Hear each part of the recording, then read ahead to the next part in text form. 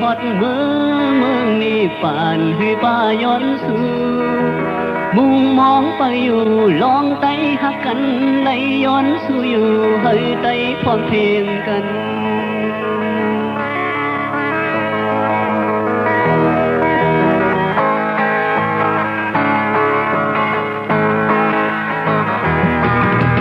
อยู่ทางหลังเฮินเลี้ยวกินข้าวเย่เลี้ยวเข่งอันเมไตตกเห็นอยู่คำพอกเล็กนั้น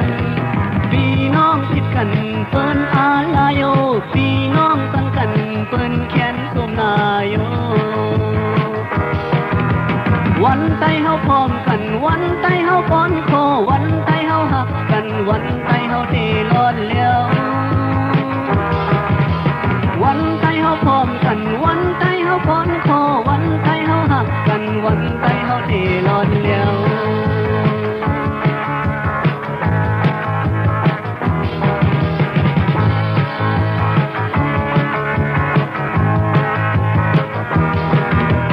ก้าวถึงน้ำโค้งเสอ่อนกันเตรียมพื้นแลดาลานลูกล้างมาไว้หลังในบันทางแลเบเมืองไตอยู่ที่ไหนคอกเสมุ่งมองไปอยู่ลองไตพร้อมเพรียงกันวันไตเฮาพร้อมกันวันไตเฮาป้อนคอวันไตเฮาหักกันวันไตเฮาเทร้อนแล้ววันไตเฮาพร้อมกันวันไตเฮาป้อนคอวันไตเฮาหักกันวันไตเฮาเทร้อนแล้ว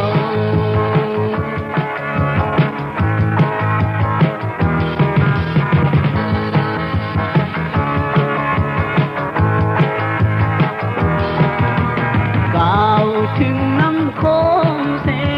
อ่อนกันเตรียมพื้นแลดาลานลูกล้างมาไว้หลังเลปันตางเลเบเมืองไตอยู่ที่ไหนคอกเสมุ่งมองไปอยู่ลองไตพร้อมเพรียงกัน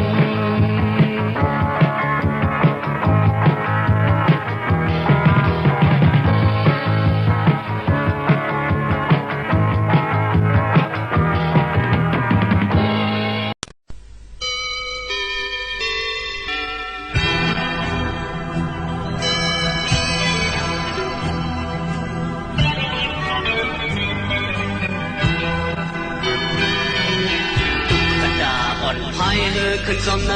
นำดูเสกึดเวทีสีโปดุกกระดาอ่อนยังลือคือเท่ากันขึ้นคุ้งเยาวยาหกปอยโปจูผู้โศกรรมมันมาทบยาดังลีสมลาดุกกระดาอ่อนเห็ดกุนด้วยปอยเห็ดกุนสอมคอยปุ่นซื้อมนโจใสดาอ่อนปอดสันเจนอันมาโซมาหาสู่หักปอดของมันตุกกระดาอ่อนคนสองในปล่อยหือเป็นหังควายในปล่อยขึ้นโปจูผู้โศกามันห้ามทบพันยาโคโคยังสมุนตุกกระดาอ่อนเห็ดกุนโดยปล่อยเห็ดกุนสมคอยเปิ้นมีสู่อยู่ซ้ำเพื่อจะปล่อยไว้มันสายสิขายให้มันขึ้นซ้อมดำตัวบอกว่ามีปืนเป็นคู่ที่ไหนนำน้องที่ไหนนำตัวอยู่ตุกกระดาอ่อนฟังตาเสียโอ้นำน้องมาไล่เอามันลองถึงเลยนำเกี่ยวมือถึงปากลายตุกกระดาอ่อนกึดเธอเล็บเห็นนำกระดานขานคอลับลีหมอกโมตุกกระดาอ่อนซ้อมเล็บเห็นปืนวันมันสิ้นมันดึงคึกดึงอ่ำแดมผู้โศกามันดึงคึกดึงแคบมันเป็นโมคือคุณตุกกระดาอ่อนยินซุ่มซ้อมมันขัดแย้งนำแข็งโมคือคุณโตสู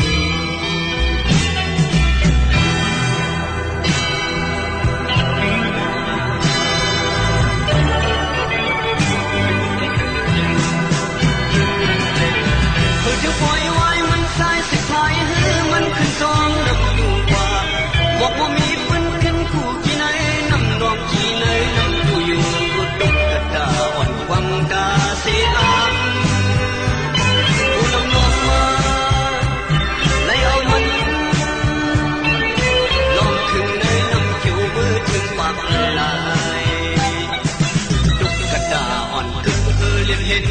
กระดางขานโคลำลีบอกโมตุกกระดาอ่อนซ้อมเล็บเห็นเพื่อนวันมันซึ้งมันตึงคึกตึนอ่ำเต็มกูโซกะมันตึงคึกตึนแค่มันเป็นหมูคือคุณตุกกระดาอ่อนยิ้มส้มก็มันขัดแย้งน้ำแข็งหมูคือคุณโตสู